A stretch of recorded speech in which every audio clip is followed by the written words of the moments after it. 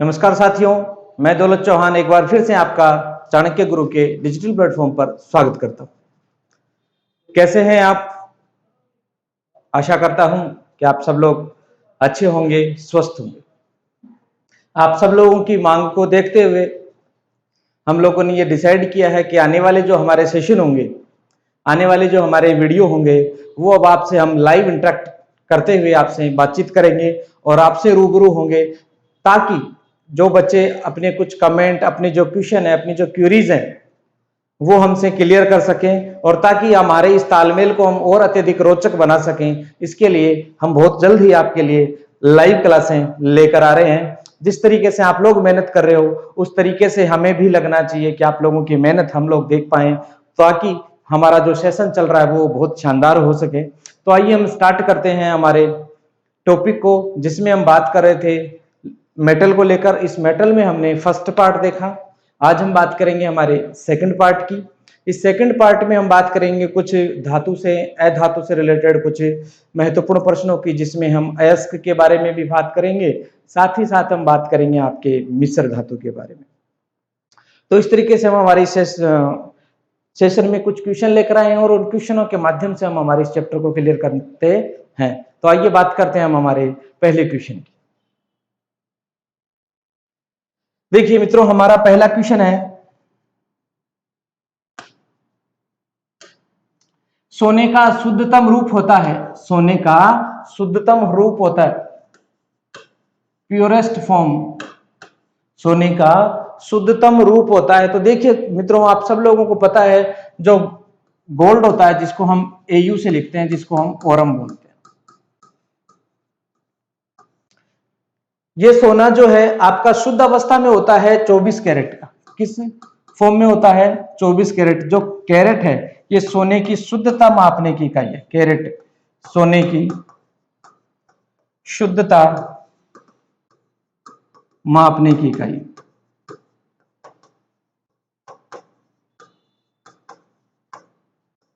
तो सोने की शुद्धता मापने की इकाई है आपकी कैरेट। यहां हम बात करेंगे शुद्ध सोना। तो शुद्ध सोना तो होता है 24 कैरेट का, लेकिन शुद्ध सोने के आभूषण नहीं बनते, और शुद्ध सोने के आभूषण बनाए अगर हम, तो वो क्या होंगे? बहुत नरम होगी। इसलिए उसमें कुछ अशुद्धि मिलाई जाती है। क्या मिलाई जाती है?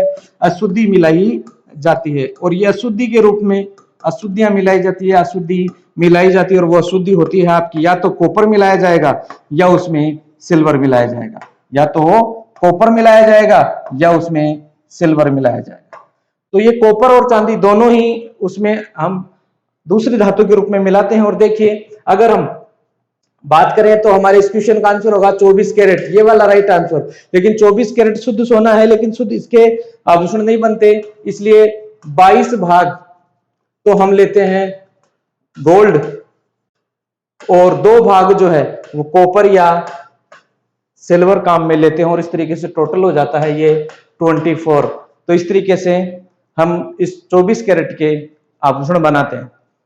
तो ध्यान दीजिए कि शुद्ध सोने के आभूषण नहीं बनते, उसको कठोर बनाने के लिए हम उसमें कुछ इंप्योरिटीज, कुछ अन्य धातु मिला देते हैं, और अन्य धातु के रूप में उसमें मिलाते हैं हम कॉपर और सिल्वर। देखिए अगला प्रश्न, हरित लवक में पाई जाने वाली धातु। यहां हरित लवक का मतलब है क्लोरोफिल। क्लोरोफिल जो ग्रीन प्लांट्स में पाया जाता है, ग्रीन लीव्स में पाया जाता है, हरी पत्तियों में पाया जाता है क्लोरोफिल, और जिसके कारण पत्तियों का रंग क्या होता है? हरा। तो इस हरित लवक में कौन सी धातु पाई जाती है? तो मित्रों, यहां हरित लवक में जो धातु पाई जाती है वो होती है मैग्नीशियम। कौन सी धातु होती है? मैग्नीशियम। हरित लवक में पाई जाने वाली धातु का नाम मैग्नीशियम। देखिए अगला प्रश्न, मैग्नीशियम का अयस्क होता है। यहां कुछ अयस्कों की भी बात करेंगे हम। यहां मैग्नीशियम का अयस्क होता है। तो मैग्नीशियम का अयस्क होता है मित्रों डोलोमाइट। क्या होता है? डोलोमाइट। ये बॉक्साइट जो है ये एल्यूमिनियम का अयस्क है, एल्यूमिनियम। हेमेटाइट है, ये लोहे का अयस्क है। एक लोहे का अयस्क आपका सिडेराइट भी होता है, मैग्नेटाइट भी होता है। और ये जिप्सम जो है ये कैल्शियम का अयस्क है।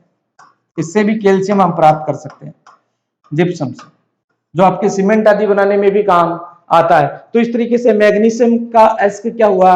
डोलोमाइट। देखिए अगला प्रश्न, चिली साल्ट पीटर के नाम से जाना जाता है, चिली साल्ट पीटर के नाम से जाना जाता है। तो देखिए यहाँ चिली साल्ट पीटर के नाम से कौन जाना जाता है, देखिए चिली साल्ट पीटर के नाम से जाना जाता है सोडियम नाइट्रेट, सोडियम नाइट्रेट। देखिए सोडियम नाइट्रेट की बात करें NaNO3, यहां लिखा हुआ है सोडियम क्लोराइड जो होता है आपका NaCl, और ये NaCl जो है आपका, इस NaCl को बोलते हैं आपका साधारण नमक, NaCl साधारण नमक,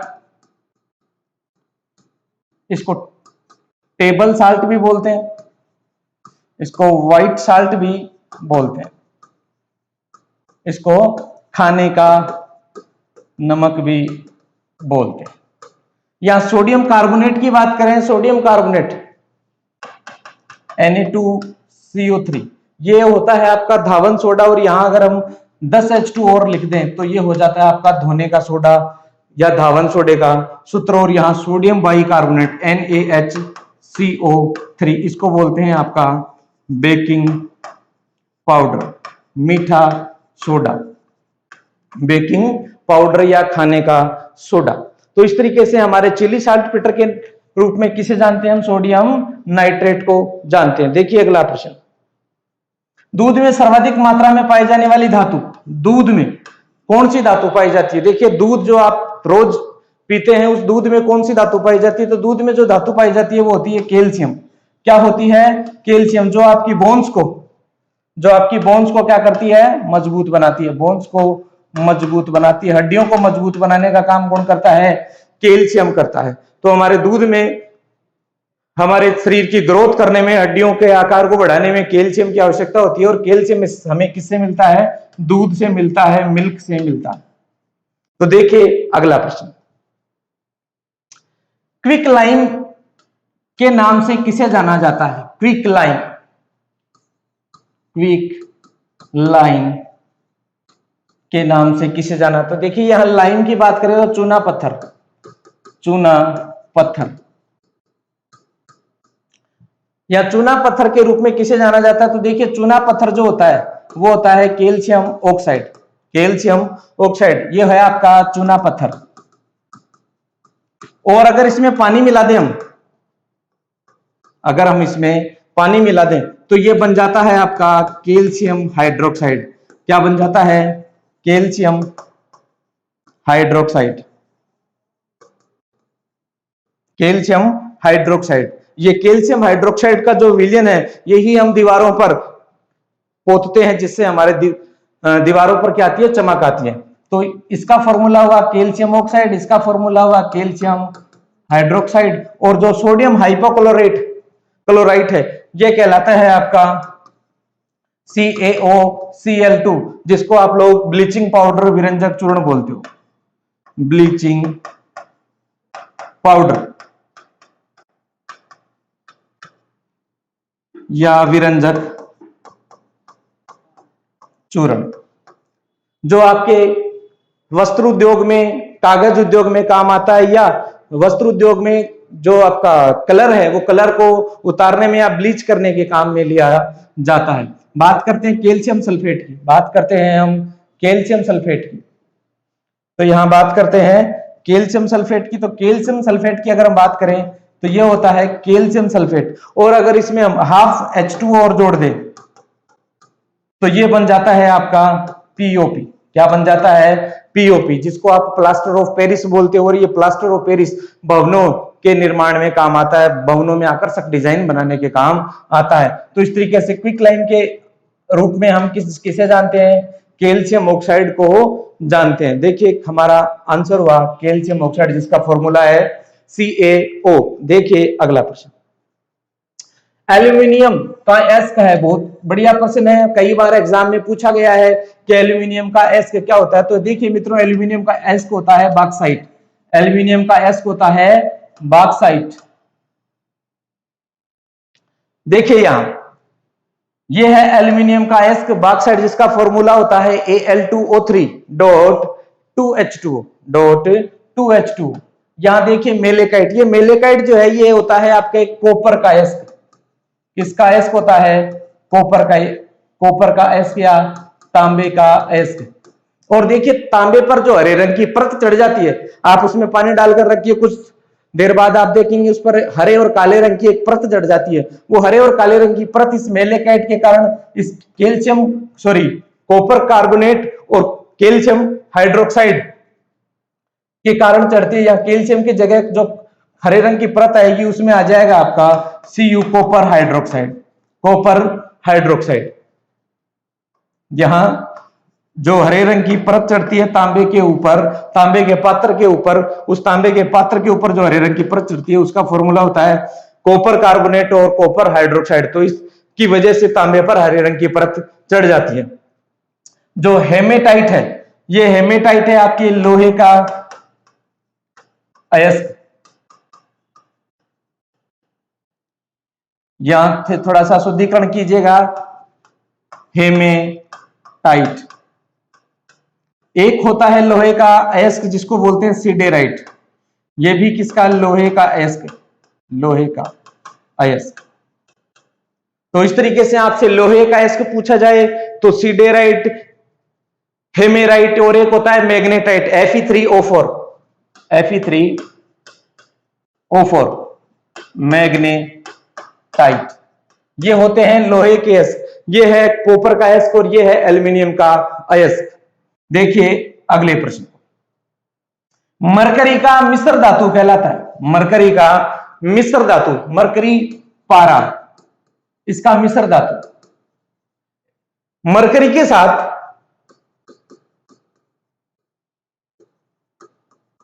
किसी भी अन्य धातु को मिला दिया जाए, किसी भी अन्य धातु को मिला दिया जाए और इस प्रकार से जो मिश्र धातु बनेगी, जो मिश्र धातु बनेगी, जो एलॉय बनेगा वो कहलाता है अमलगम।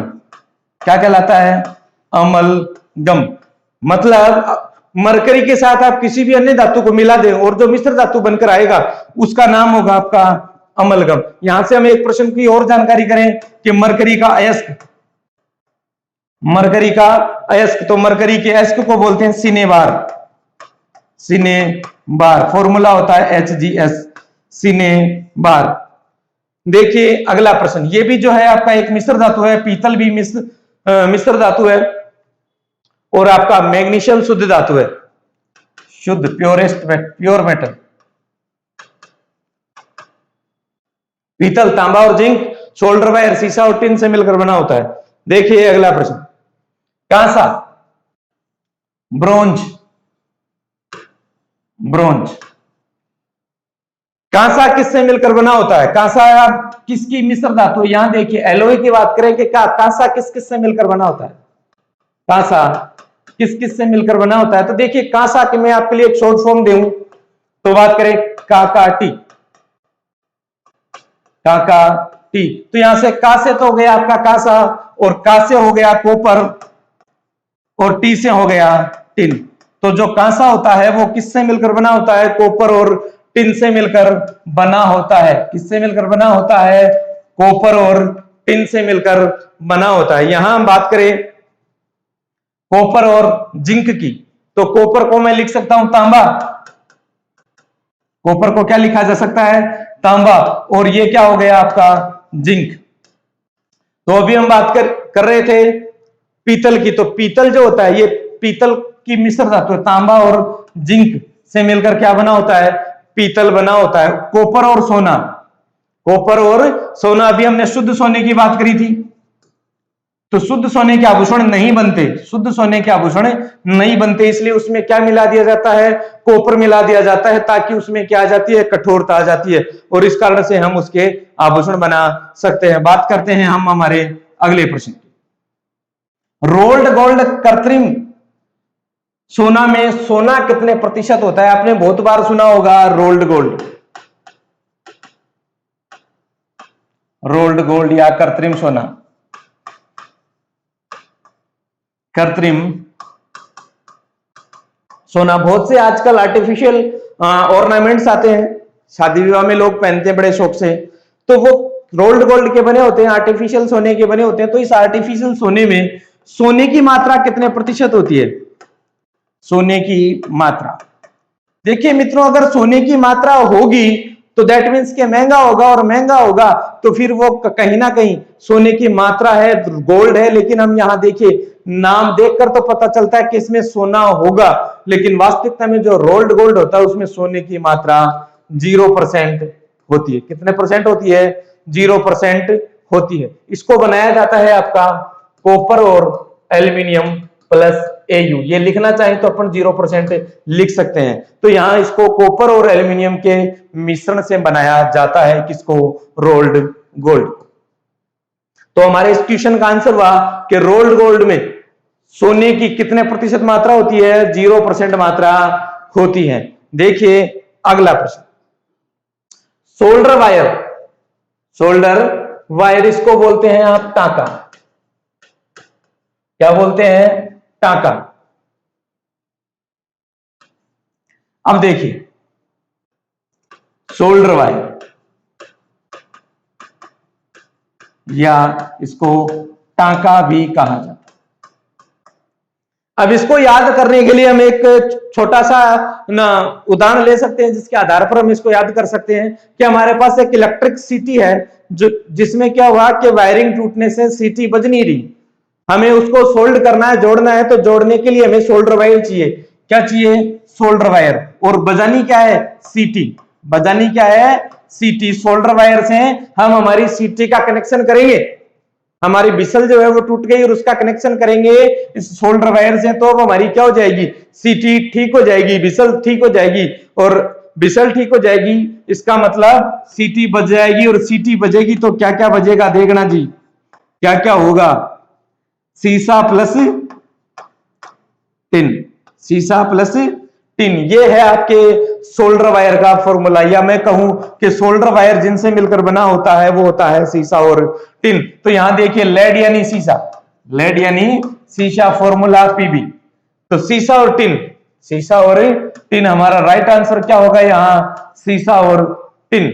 देखिए हमारा अगला प्रश्न, तो आप इसको सीटी के आधार पर समझ सकते हैं कि सोल्डर वायर में क्या क्या मिला होता है, सीसा और टिन। देखिए अगला प्रश्न, निम्न धातुओं को उनकी क्रियाशीलता के घटते क्रम में व्यवस्थित कीजिए।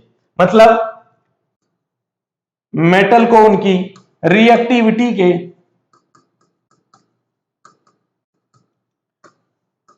डिक्रीज फॉर्म में सेट करना।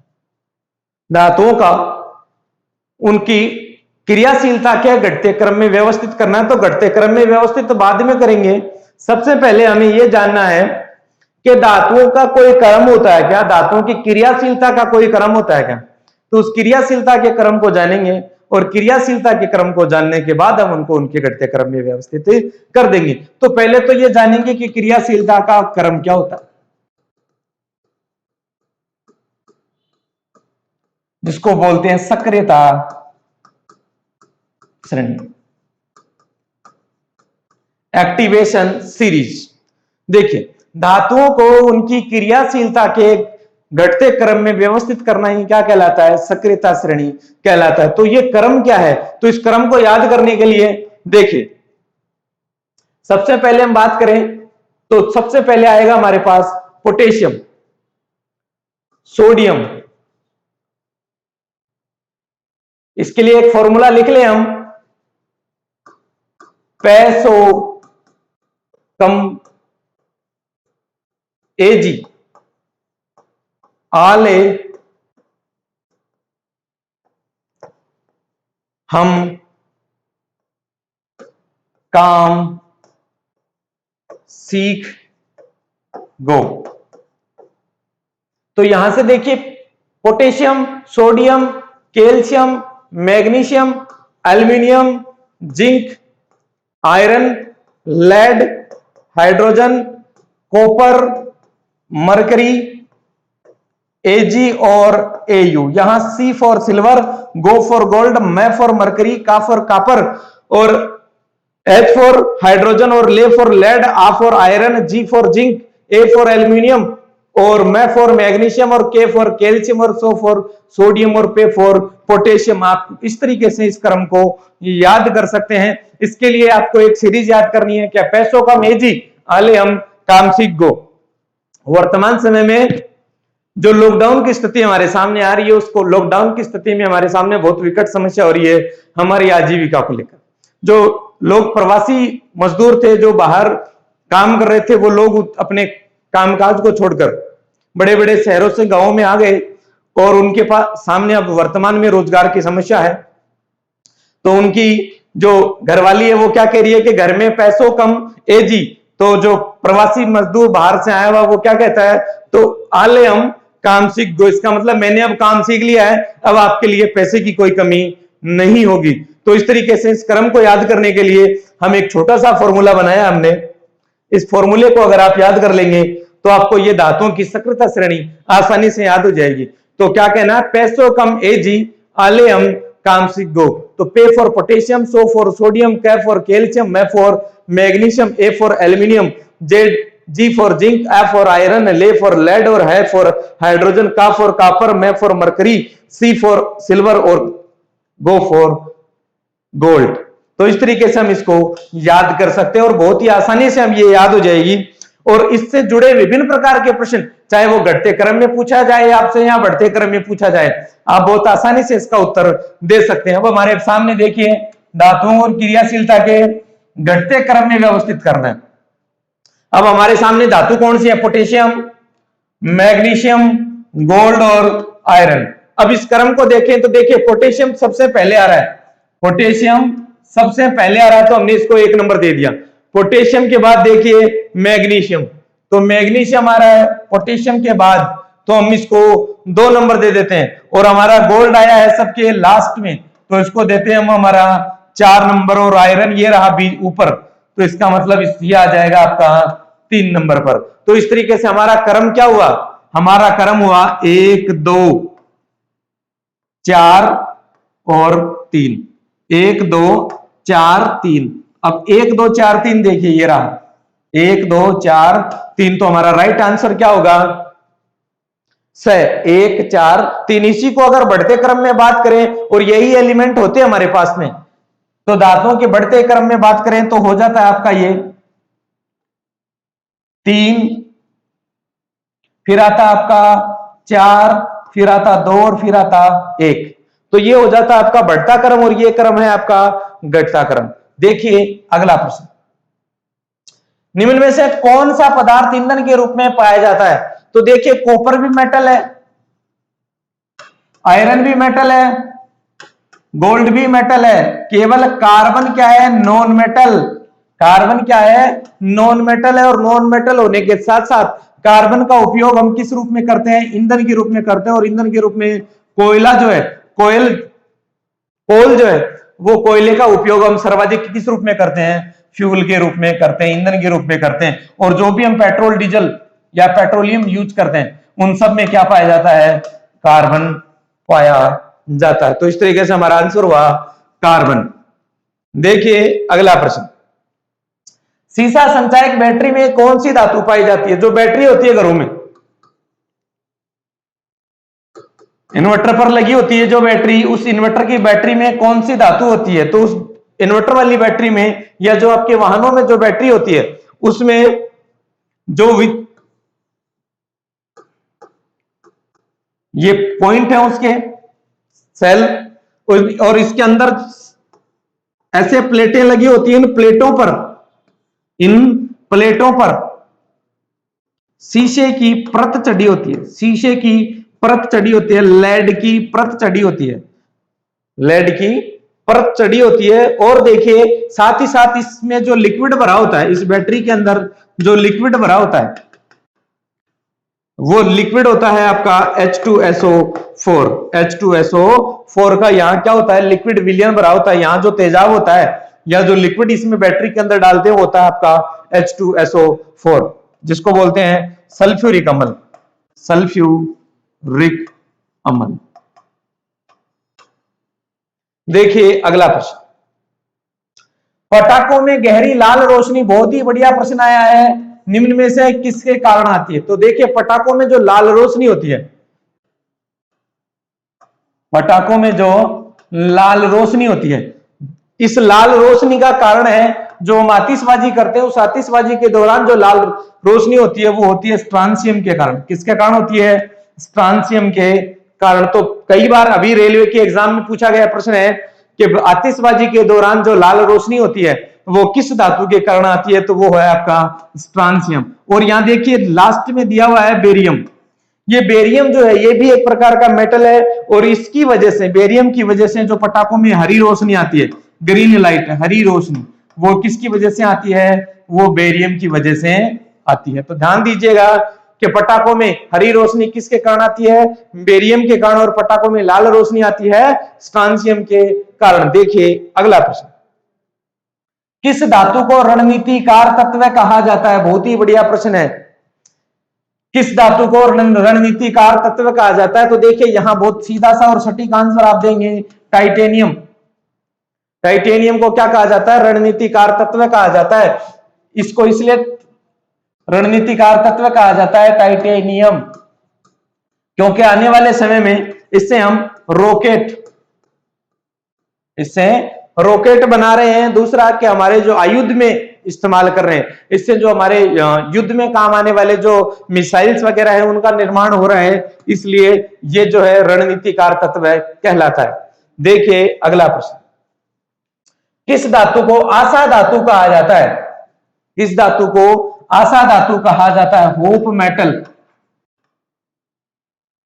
देखिए आशा का मतलब उम्मीद, और उम्मीद हम यहां कर रहे हैं कि हमारे आने वाले समय में जो हमारे पास ऊर्जा की कमी खल रही है, हमें उस ऊर्जा की कमी की पूर्ति हो सके, और उसके लिए हम वर्तमान में यूरेनियम से ऊर्जा प्राप्त कर रहे हैं। तो हमारे लिए यहां आशा की धातु कौन होगा? यूरेनियम। आशा की धातु के रूप में किसे जानते हैं हम? यूरेनियम, ताकि भविष्य में हम उससे ऊर्जा प्राप्त कर सकें। देखिए अगला प्रश्न, सीसा पेंसिल में सीसा लेड की मात्रा कितने प्रतिशत होती है? तो देखिए लेड पेंसिल, जो जनरली हम पेंसिल यूज करते हैं वो ग्रेफाइट की होती है। किसकी यूज करते हैं? ग्रेफाइट की नोब बनी होती है पेंसिल में, ग्रेफाइट की नोब होती है, ग्रेफाइट की नोब होती है।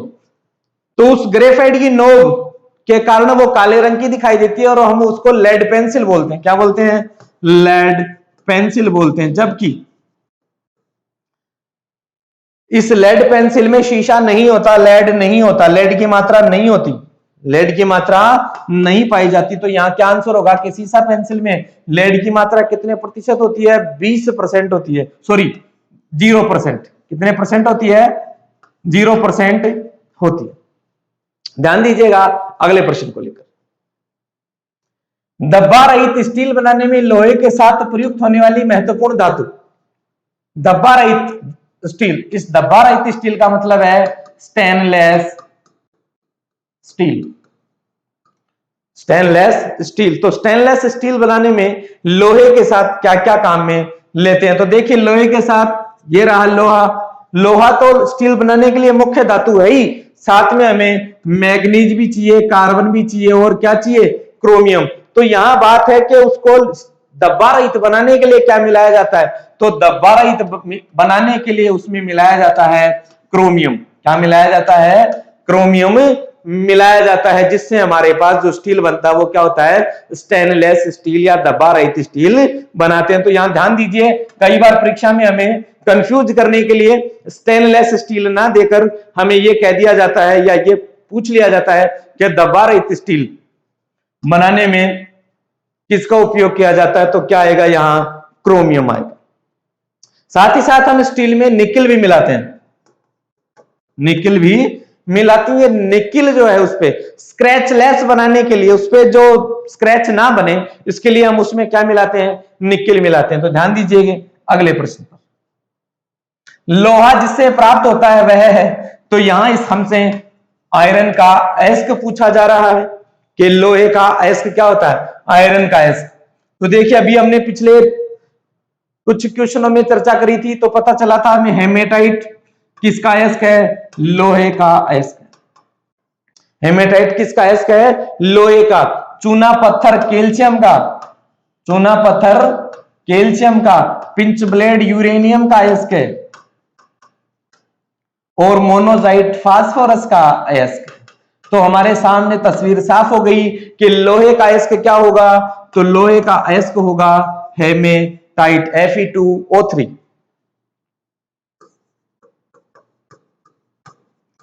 फॉर्मूला होता है Fe2O3। तो लोहे का अयस्क क्या हुआ, हेमेटाइट। इसी के साथ साथ मैग्नेटाइट और सिडेराइट भी होता है। लोहे का अयस्क क्या होता है, इसी में मैग्नेटाइट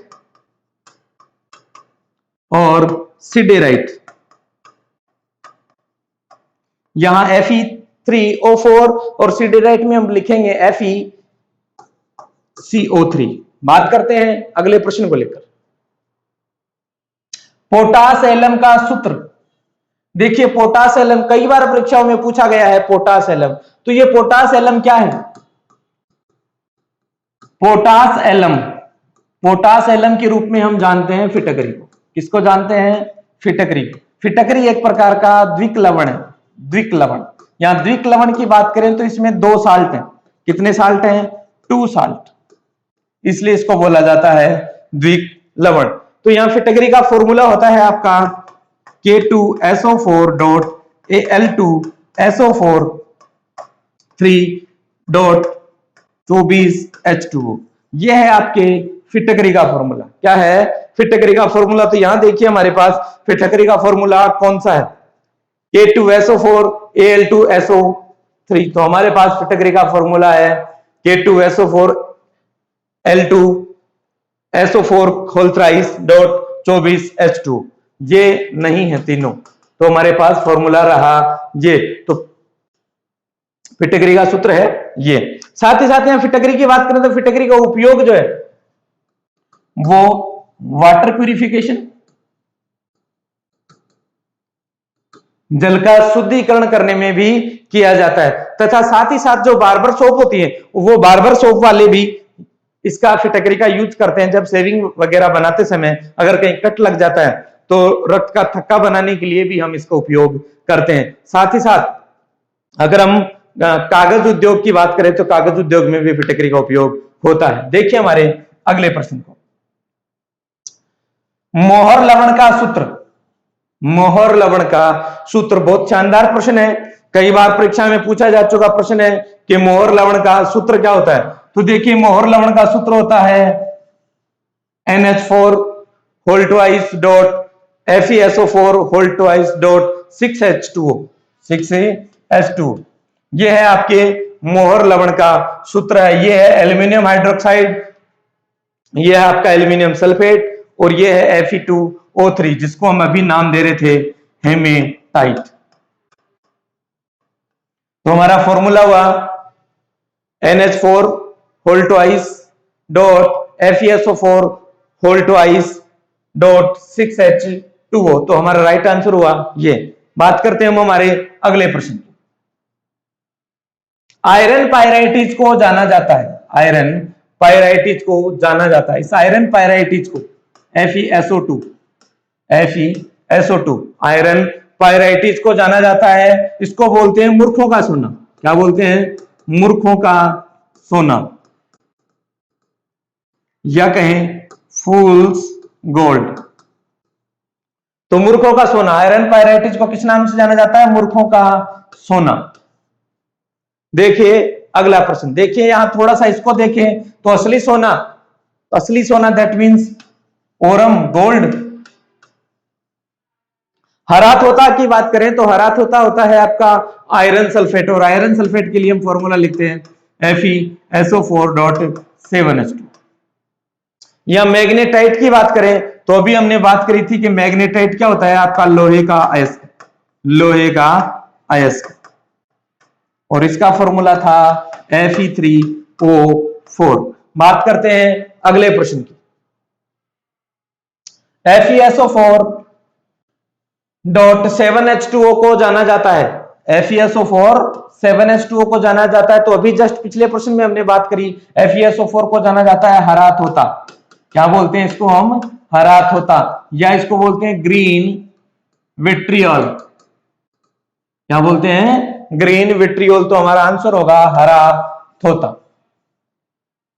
देखिए दूसरा नीला थोता दे रखा है, तो नीला थोता के लिए हम यूज करते हैं CuSO4.5H2 जिसको बोलते हैं कॉपर सल्फेट। क्या बोलते हैं, कॉपर सल्फेट। और सिडेराइट, सिडेराइट लोहे का अयस्क, फॉर्मूला भी आपको बार बार बताया जा रहा है Fe3O4। तो इस तरीके से हरा थोता होता है FeSO4.7 7H2। देखिए अगले प्रश्न को, निम्न में से द्विक लवण है। अब बात करिए द्विक लवण की, तो देखिए अब जस्ट अभी हमने बात करी थी द्विक लवण वो होता है जिसमें दो लवण होते हैं। क्या होते हैं? दो लवण। तो यहां बात करते हैं कि किस में दो लवण है, तो इसलिए कौन से को हम क्या कहेंगे?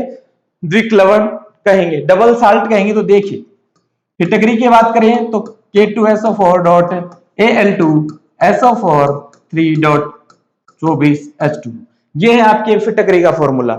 यहां बात करें धावन सोडे की, तो धोने वाले सोडे की अभी हमने बात करी Na2CO3 डॉट 10H2।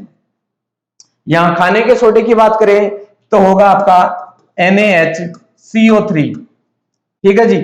यहां बात करें कैल्शियम सल्फेट की CaSO4 डॉट हाफ H2। यहां अगर हम 2H2O कर दें तो ये बन जाता है जिप्सम।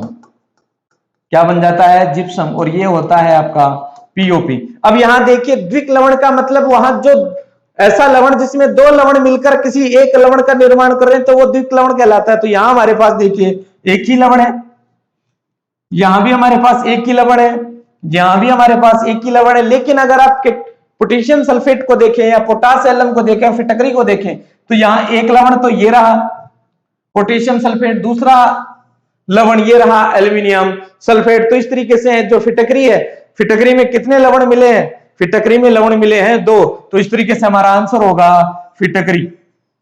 तो फिटकरी क्या है? एक प्रकार का द्विक लवण। इस फिटकरी के अलावा अभी आपने लिखा था मोहर लवण, तो मोहर लवण भी क्या है? आपका द्विक साल्ट है, डबल साल्ट है। इस तरीके से मित्रों हमने इस चैप्टर में हमने बात करी विभिन्न प्रकार की एस्क की, विभिन्न प्रकार के आपके मिश्र धातुओं की। हम बात करें मिश्र धातु एलॉय जिनको आप लोग कहें, तो दो धातुओं को या एक धातु एक अधातु को मिलाकर अगर कोई नई धातु बनाई जाए और वो जो नई धातु बनेगी वो अपने मूल धातु से क्या होगी?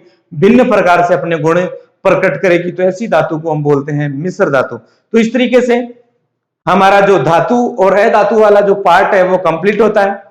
इसमें हमने विभिन्न प्रश्नों के माध्यम से इस चैप्टर को, इस पॉइंट को समझने की कोशिश करी। आपको अच्छा भी लगा होगा। अगर आपका फिर भी इनसे रिलेटेड कोई क्वेश्चन है तो आप हमें कमेंट करके जरूर बताएं। साथ ही हम हमारी इस कक्षा को और ज्यादा इंटरेक्टिव, और ज्यादा रोचक और ज्यादा मनोरंजक बनाने के लिए आपके लिए बहुत जल्दी ही आपके साथ हम लाइव इंटरेक्टिव होने वाले हैं, लाइव रूबरू होने वाले हैं। बस इसके लिए आप लोगों का हमें थोड़ा सा साथ चाहिए और जितने ज्यादा हो सके आप हमारे वीडियो को लाइक कीजिए और जितना अपने रिलेटिव फ्रेंड सर्किल में जितना आप इसको शेयर कर सकते हैं मित्रों, शेयर कीजिए ताकि हम जल्दी से जल्दी आप लोगों के बीच में लाइव आ सकें। साथ ही हमारे बेल आइकन को अवश्य दबाएं ताकि आने वाले वीडियो के नोटिफिकेशन आपको मिले। तब तक के लिए धन्यवाद। मिलते हैं हम अगली क्लास में।